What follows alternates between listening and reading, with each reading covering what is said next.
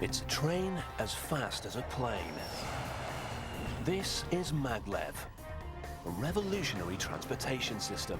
Yeah, maglev is not rocket science.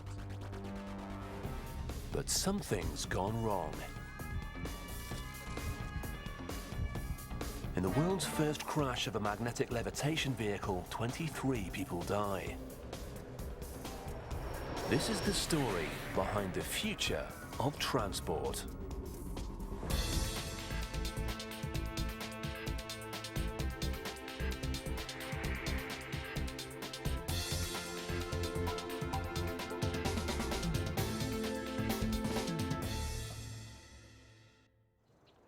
Deep in the pastoral countryside of northern Germany lies a facility that's developed a magnetic levitation vehicle, or maglev. The Transrapid test facility cost over $1 billion and was built to put the magnetic levitation vehicle through its paces. This demonstration track has been in operation for more than 20 years, and the maglev has traveled nearly 1 million kilometers on it. The test track is open to the public, and each year it attracts thousands of tourists eager to experience the thrill of riding a magnetic levitation vehicle themselves. In total, more than 500,000 curious visitors have experienced high-speed levitation without incident. But one September day, the maglev faced a shocking turn of events. It set out for a test run and quickly accelerated to 200 kilometers per hour.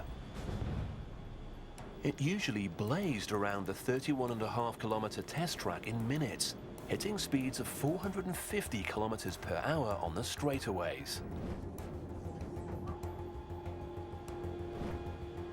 But less than 60 seconds after it started this test run, the unthinkable happened. A maintenance vehicle was also on the track, checking the guideway for debris and problems.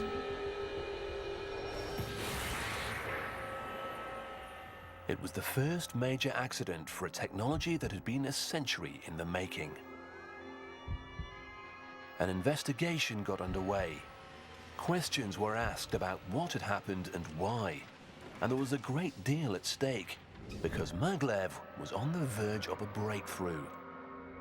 It was ready to change the way we travel in the 21st century, just as the aeroplane did in the last. Maglev is a magnetically propelled vehicle that floats above a guideway and can travel at speeds of more than 500 kilometers per hour without really leaving the ground. And it's driverless. Most people haven't heard of it, but according to these experts, future generations will head to the maglev station instead of the airport. If what they say is true, maglev is in a transportation league of its own. It offers the possibility of interurban commuting at speeds faster than a Formula One race car. With maglev, the speed of an aircraft meets the convenience of a train, offering fast loading and unloading at stations located right in the heart of town.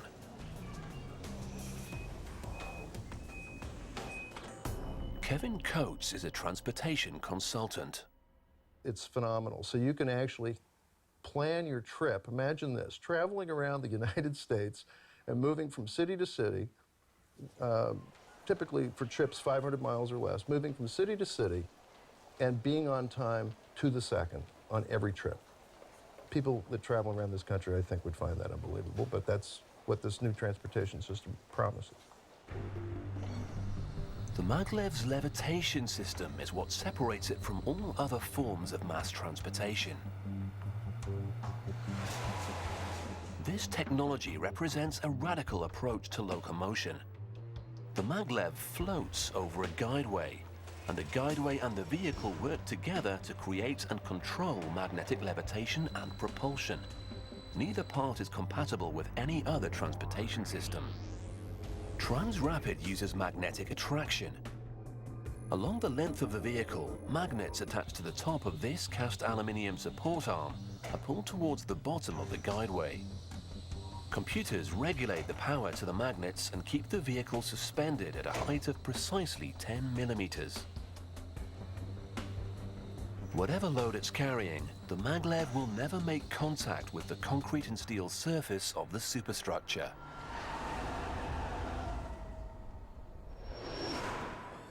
Each maglev vehicle weighs 50 tons and is able to carry a further 20 tons of cargo, making it heavier than a tank.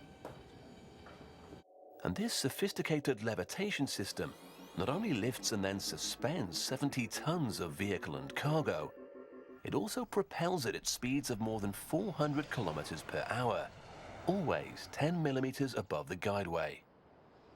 It sounds incredible. But here, at the Transrapid test facility in Germany, a team of engineers is already developing the next generation of maglevs. This is the largest test facility of its kind in the world. The maglev vehicles are assembled at a plant near the test track. Each component is custom-made to exacting specifications. Heiko Lobach, who's working on the TR09 engineering team, wants to change the way we travel. We have a lot of misunderstandings. We'll have much lower noise. We will have less energy consumption. We will also have no emission from gas or from also not from the magnetics, because the magnetic field of the levitation and guidance magnets is less than the magnetic field from your television at home. Its developers have such faith in this machine that they've sunk billions of dollars into it. So who's buying the maglev system? A long way from Germany and the People's Republic of China, maglev is revolutionizing the transportation infrastructure.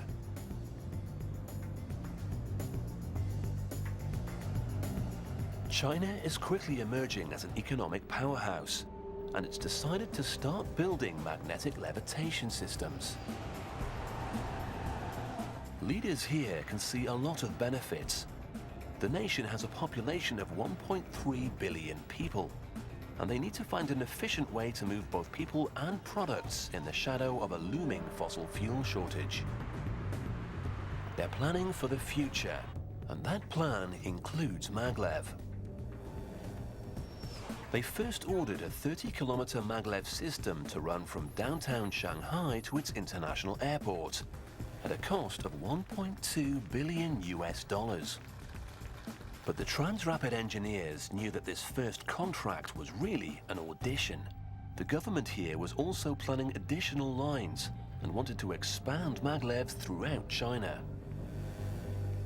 Prospective maglev lines included one between Shanghai and the tourist town of Hangzhou, a 170-kilometer line with a budget of $4 billion, and a connection between Shanghai and Beijing, over 1,200 kilometers, with a price tag of $22 billion. That's the equivalent of $18 million per kilometer. So why did the Chinese buyers decide to invest in this technology when there were already so many planes and high-speed trains? And why would they bank the future of their economy on a prototype? For the engineers at Transrapid, the answer to this is simple. There's a major problem with the world's transportation system. According to them, cars, trains, and planes have had their day. And the airline industry in particular is facing a looming crisis. People love jets because they're fast, convenient, and have reduced the time required for long-distance travel. But the demand for air travel is increasing. On the ground, delays are a major problem, and now the skies are also facing winged gridlock. Every year, more aircraft are being built, along with larger airports to service them. And with the introduction of the Airbus Super Jumbo A380, we're also building bigger and bigger planes. But this solution does nothing to address the other major problem facing airlines: skyrocketing fuel costs. A 747 burns 170 liters a minute, enough fuel to fill 3 cars every 60 seconds. And that, according to the maglev experts, is creating a problem. And as oil gets more expensive, and it will, as it becomes more rare and more people are demanding it, the cost of flying is going to increase. There's no way around it. And if that's the case, people are going to look elsewhere for a viable transportation system that can replace air travel. Transrapid charged its engineers with finding the Achilles heel of the airline industry. It discovered that the weakness is the short-haul flight of under 700 kilometers. In the US, flights of less than 1,000 kilometers make up about 50% of the airline market. They're costly, inefficient, and plug the skies with aircraft. So Transrapid designed its maglev system to break the airline industry's grip on these short-haul routes and replace them with a fast, environmentally friendly and cost-effective solution. And China was the first customer. The Chinese government recognized the potential of maglev and ordered the first commercial magnetic levitation system in the world. But then it had to be built, and that's where the problems began. Just like the research phases of the aeroplane, car, train, and spacecraft, the maglev was in development for decades. Railroads in Germany had a long history of innovation dating back to 1835. Trains there were traveling at over 200 kilometers per hour in the 1930s. A scale model is displayed on a mile-long test track, hitting speeds up to 93 miles an hour, taking the 45-degree turns without a shudder. It was in the 1930s that German inventor Hermann Kemper first dreamed of a train without wheels, a system that would harness the power of magnets to both lift and propel vehicles forward. But two major problems slowed down its production. The first was the power of computers. Powerful electronic components such as computers were necessary to control the system, so it would be decades before the theories could be tested.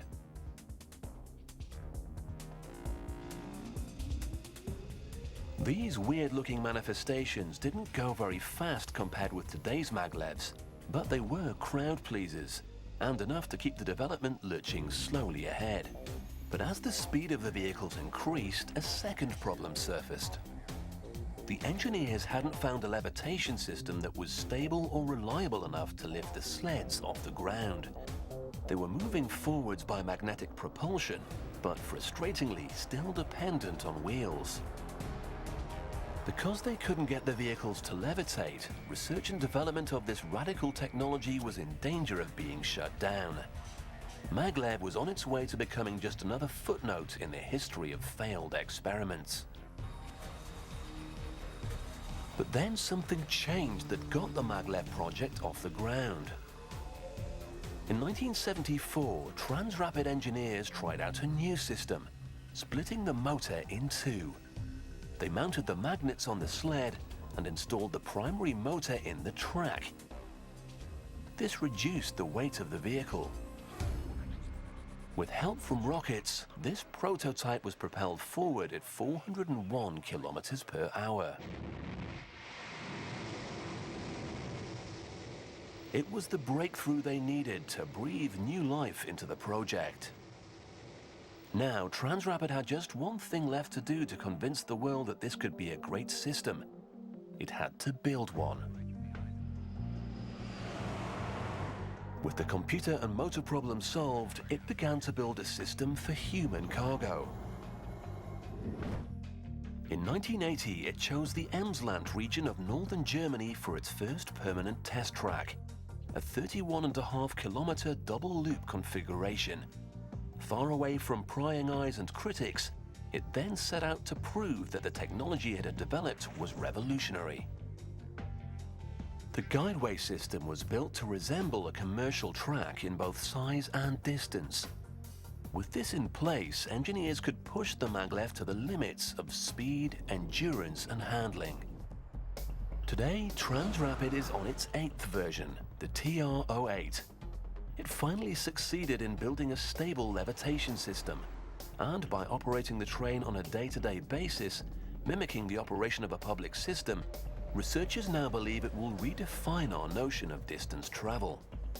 The maglev system combines the technology of conventional rail and the time advantage of air travel, making for an energy-efficient and low-maintenance, high-speed ground transportation. But many countries, including the United States and much of Europe, continue to shun the system. Critics suggest that maglev is too much of an untested system to build from scratch. In America, high-speed trains are almost non-existent, and plans for their introduction remain in limbo. Kevin Coates is frustrated by the lack of interest in maglev. All these guys are rail guys, and they don't want to go with something new that they don't understand, and that's a problem. And all these consulting engineers that are out there, trying to advise government agencies what to do are going with what they know. And they don't know maglev. They know rail. They know light rail. Well, light rail is a fancy name for trolleys. We've already been down the road with trolleys. But in China, people understand the need to move beyond regular rail transportation, which is considered an outdated system. Indeed, what got the Chinese government really interested in the maglev was the incredible future potential of the technology.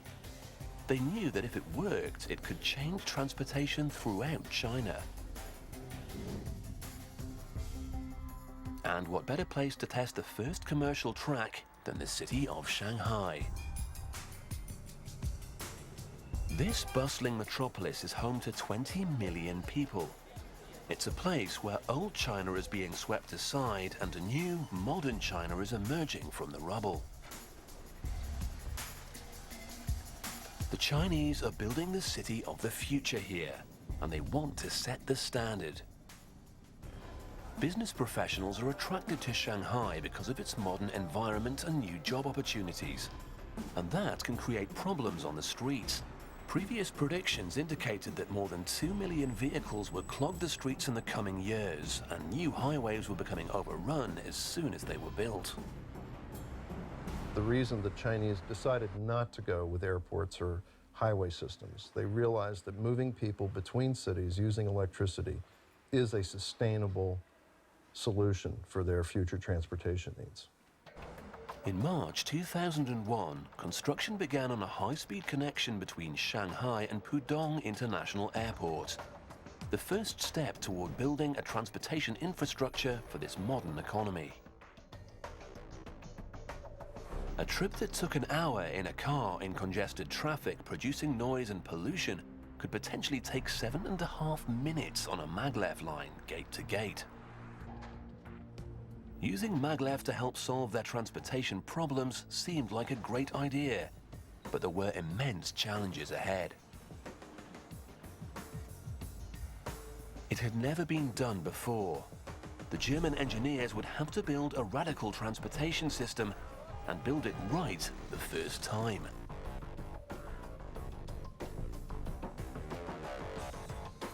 And they'd have to deal with the sinking ground under Shanghai. Over the last century, it's sunk by more than 2 meters, and there's no end in sight. The job of building the guideway system was given to Chinese engineers. They began to build the monster motor that would stretch from downtown Shanghai to its international airport.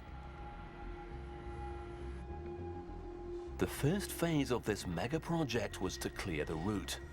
They had to pull down buildings and move people who lived along the way. But the real problems began when they looked at the soil underneath those homes. The entire route sat on the floodplains of the Yangtze and Hengpu rivers.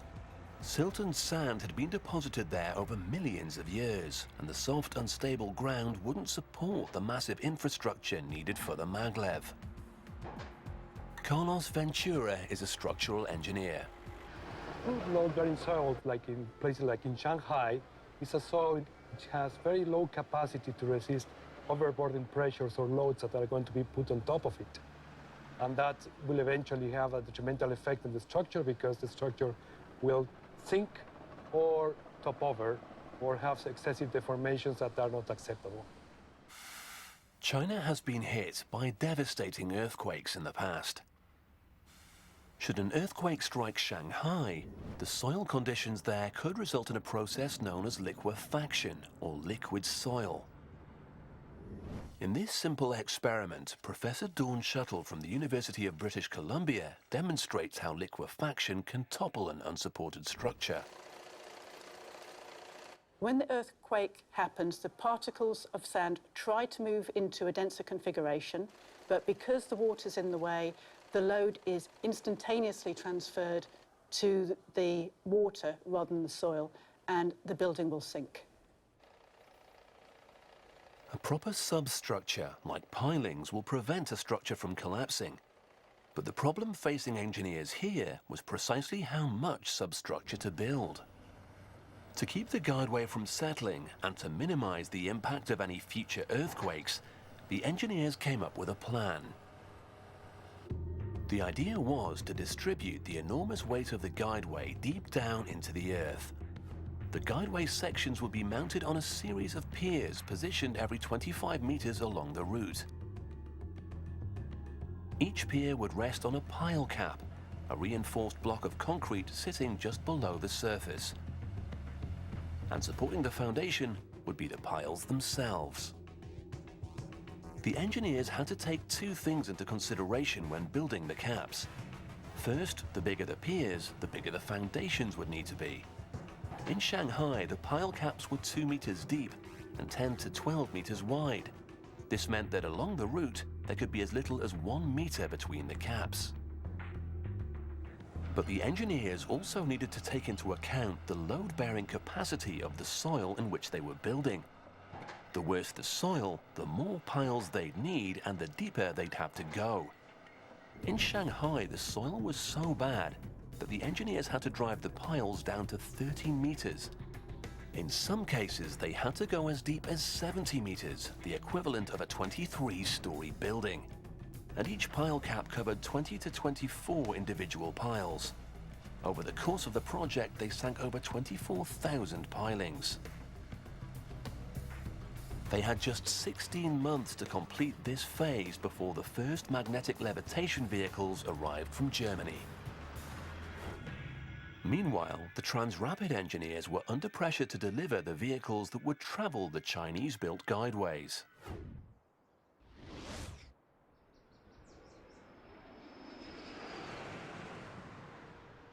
They'd never built a commercial maglev system before. They'd only ever delivered prototypes.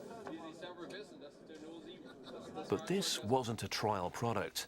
The Chinese needed it to work, and work flawlessly. Having landed the billion-dollar Shanghai maglev project, they had just 22 months to deliver. The plan called for taking the TR-08 prototype to large-scale production. The passenger compartment presented few challenges, because this section was built like any other passenger train compartment. But that's where the comparison ended. Unlike a typical train, which has one locomotive pulling many cars, the entire maglev is a propulsion and levitation unit. For Shanghai, the pressure was on to build 15 distinct propulsion systems on a nearly impossible schedule.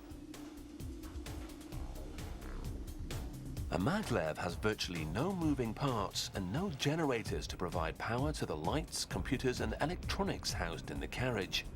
Once it's underway, it draws power from the grid to activate the magnets. Giant batteries store energy to supply the lights and power the onboard computers during operation. They also act as a backup for the magnets. In the event of a power failure, the maglev won't drop suddenly to the guideway, because the batteries will kick in and hold it up for long enough so that it can be brought to a smooth stop.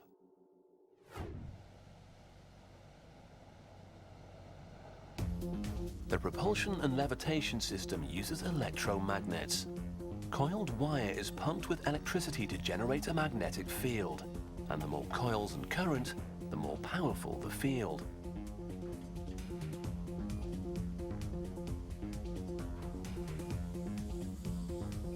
How many magnets are on board and how much each one can lift are trade secrets. But by controlling their energy, Transrapid uncovered the key to lifting and propelling their 70-ton vehicle.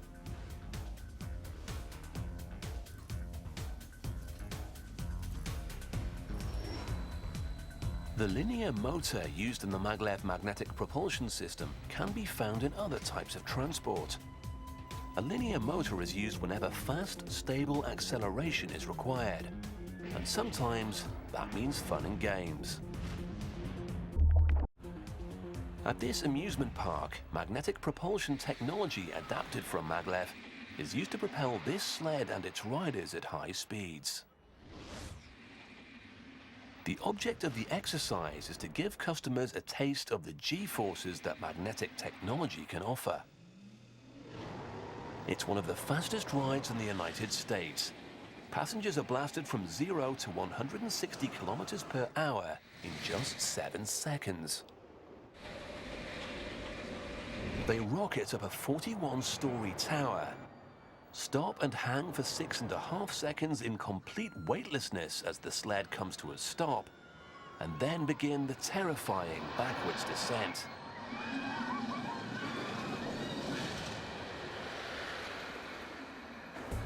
This is the kind of takeoff the maglev can achieve. But it's still only a fraction of its potential acceleration power.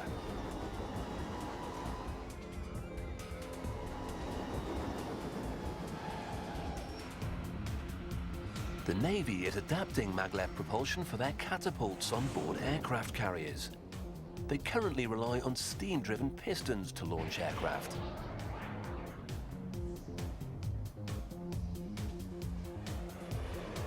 This is tried and true, but it's also antiquated, energy inefficient, and above all, bone-jarring, both for the pilots and the planes.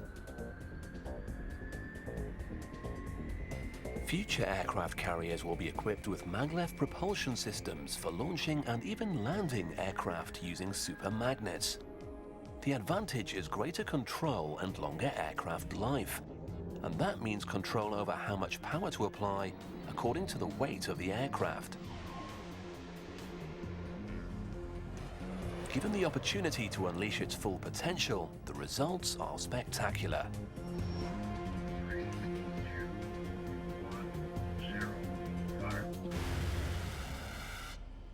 At the Holloman Air Force Base in the New Mexico desert, there's a test track which uses a rocket-propelled sled to test weapon systems up to Mach 8.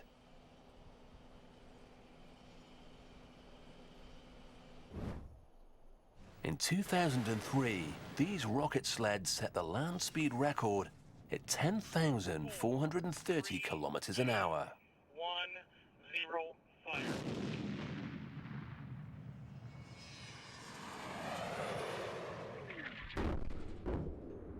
It's this powerful combination of rockets and magnets that takes maglev to hypervelocity. With speeds like that, a maglev vehicle moving through a vacuum tube or tunnel where there's no air friction could reach more than 6,000 kilometers per hour. To really appreciate this amazing machine, you have to ride it. And at the test track in Emsland, the public gets to experience a maglev vehicle firsthand. This is the Transrapid Command Center for the maglev test track in Germany. We have a 32-kilometer long guideway here with about 8 kilometers of straight track for high-speed testing. And in the northern part and the southern part of the test track, we have a loop. And by this configuration, it's also possible to perform duration test rides with the vehicle. After careful inspection in the hangar, the command center gives the green light and the maglev is ready for its high-speed test run. With the click of a mouse, the computers activate the magnets and the maglev begins to defy gravity. This thoroughbred train is now ready to stretch its legs. Today, it'll hit a cruising speed of 400 kilometers an hour. With the technicians in place, the speed test begins. These men and women are the only human parts of an entirely computer-controlled operation. Transrapid believes that by taking humans out of the operation equation, it has a smarter, safer system, so it's handed control over to computers. Top speed of the Transrapid's 310 miles per hour or 500 kilometers per hour. You know, at those speeds, human beings can't react fast enough. They're used to keep the vehicle the exact distance from the guideway so that you get a smooth ride, and then computers are also controlling the power that's delivered to the vehicle from the track to propel it.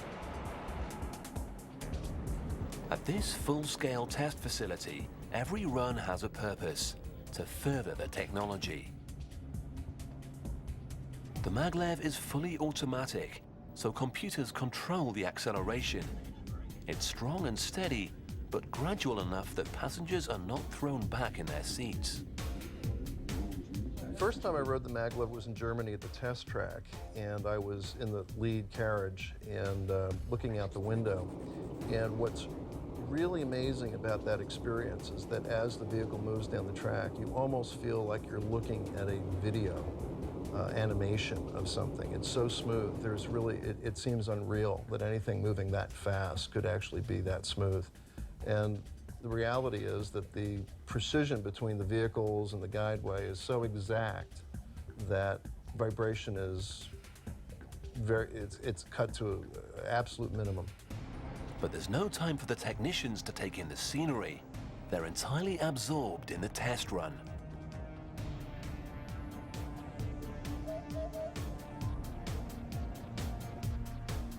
They round the giant loop and prepare to accelerate over the 10-kilometer straight stretch.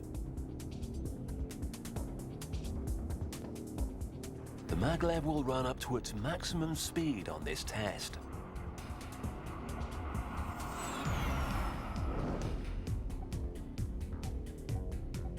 Because the maglev vehicle levitates, the friction from wheel-on-track contact found in conventional trains is eliminated. This means higher speeds and faster rates of acceleration and deceleration. Power is measured not in horses, but in bytes and kilowatts. These supercomputers make millions of calculations per second, sending and receiving information from the magnets and the guideway to keep the maglev stable and moving forward. It's sort of like a surfboard riding on a wave, a magnetic wave, and that's how it's propelled. And how the engineers propel the Transrapid is by speeding up the wave in the guideway. It's very controlled, and you know, you can walk around without a seatbelt. It's all very smooth. The test facility is able to simulate every situation the maglev could conceivably face during commercial operation. It's been run through rain, snow, wind, and even lightning storms. The speed in the curves is restricted to 200 kilometers per hour for the sake of passenger comfort. On the test track, as in normal operations, riders can't be subject to higher centrifugal forces. As it hits the straight stretch, the maglev accelerates to full speed. This footage was shot in real time.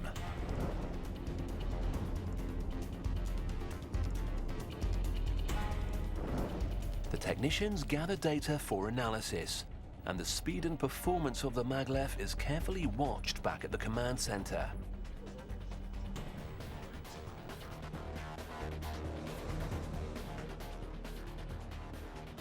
It hits 400 kilometers per hour as it blazes down the straightaway. The maglev successfully completes the test run. The data is collected, and then the engineers go back to the drawing board to work on the next generation of maglevs. Working here in this team is really very interesting, but no working day is the same as a day before. We have so much different tests to do, and that makes it very interesting. And for sure, now we are in a phase where the system goes into commercial operation, and this makes it still more interesting as before.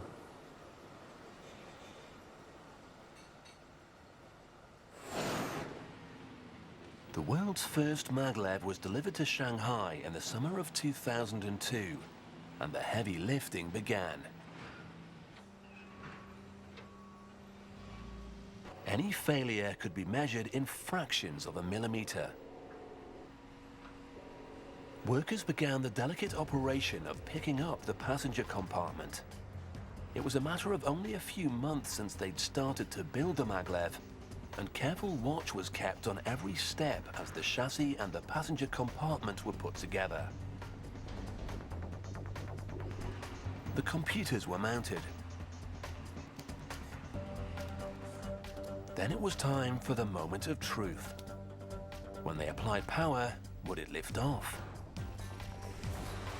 Switches were thrown and the carriage began to levitate.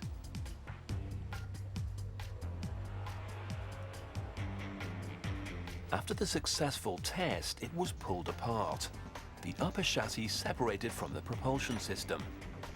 The carriage sections were then loaded onto flatbeds and taken to a cargo ship for the journey to Shanghai. But two problems remained. Transrapid had managed to make 3 cars in 15 months, but it had to deliver 12 more over the following 12 months. And would these carriages, assembled so carefully in Germany, work on the guideway constructed in Shanghai? The results had the potential to be the biggest thing since the locomotive, or a billion-dollar disaster.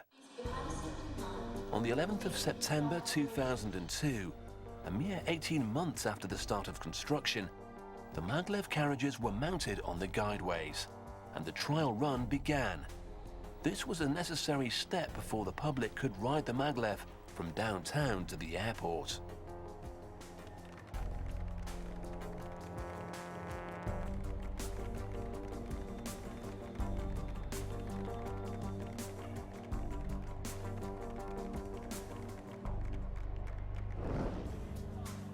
With the pomp and ceremony behind them, it was now time for the engineers to prove that the concept worked. The German and Chinese construction teams came from different engineering traditions and systems.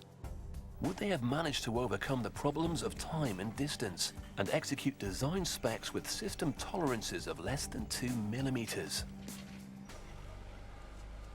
The guideways in Shanghai were an adaptation of the German engineered version.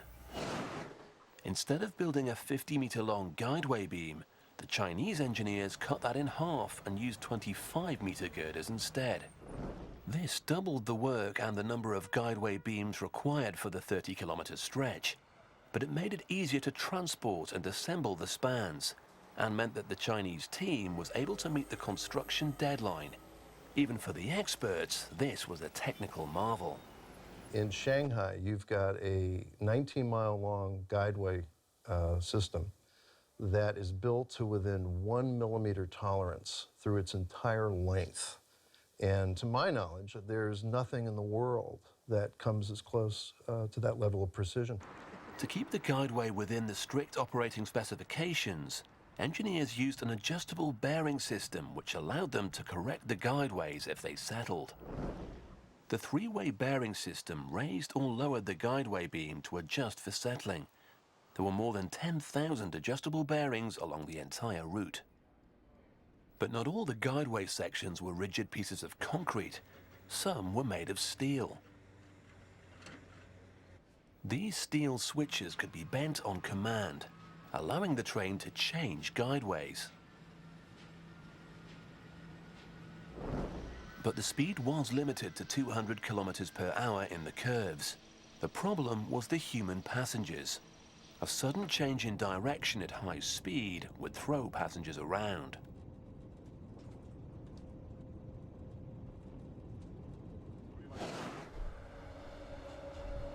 With the guideway virtually perfect and the first maglev vehicle safely mounted, a test run was performed with a single train. In the speed trials, engineers got it up to 501 kilometers an hour and established a new world record for commercial rail systems.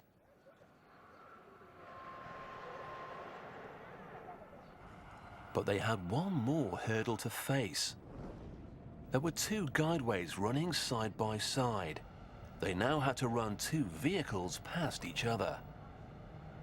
The trains would pass in close proximity at a combined speed of 860 kilometers per hour.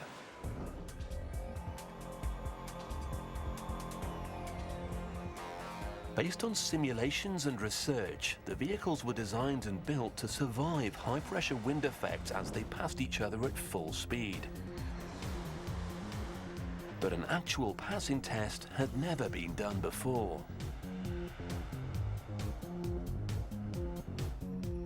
The engineers couldn't sign off for public use until this test was completed.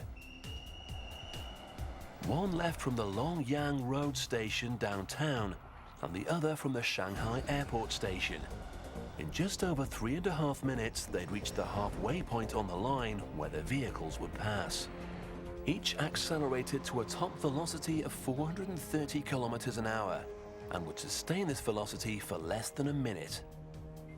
At a combined speed of 860 kilometers an hour, the maglevs passed each other. It was a major success for the team. The maglevs survived this critical trial run intact. Now just one question remained: would people pay to use it?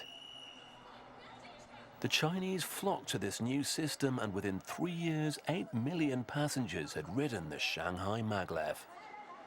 It's truly a phenomenal transportation mode, and it's the reliability aspect of it that I'm most impressed with. It's 19 miles apart. The trip's about 7 minutes and 30 seconds. But the vehicles leave and arrive on time to the second 99.92% of the time. That's phenomenal. I mean, that's almost too perfect. People aren't going to